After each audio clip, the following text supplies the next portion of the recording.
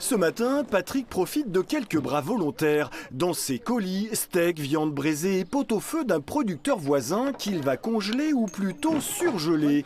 À l'intérieur de ce local communal, un surgélateur de 36 cases conserve les denrées à moins 28 degrés.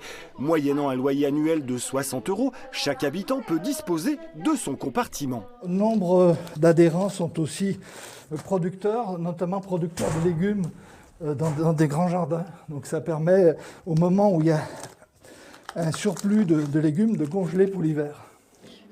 Pour les 600 habitants de Longe-Chenal, le surgélateur fait partie du décor depuis 1965. Épaulé par un frigoriste et une poignée de passionnés, Patrick a monté une association pour maintenir la tradition. Il y en avait quasiment dans tous les villages, les congélateurs individuels n'existaient pas. Et puis les gens salaient de moins en moins leur viande, surtout la viande de porc. Agriculteur à Longe-Chenal, Christophe, lui, est né après le surgélateur. Mais ce producteur de lait a son compartiment réservé pour stocker sa propre viande. Le congélateur collectif a été créé par les agriculteurs, au départ pour les agriculteurs. Après, c'est sûr de maintenir, ça fait un lien social pour la commune, on rencontre plein de monde. Allez.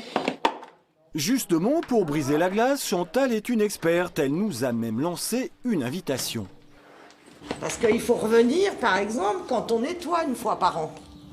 Alors, une fois par an, on est tous, on sort tout ce qu'il y a dans nos cases, on met tout ça dans un coin, on fait le ménage, on dégivre avec un chalumeau, on nettoie, on frotte et après on remet.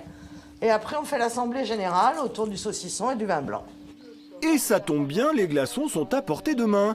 Enfin, dernière petite précision, si 2 cases restent en secours pour les Longe-Chenaux en panne de congèle, quelques-unes sont encore disponibles. Salut, à bientôt, bon dimanche.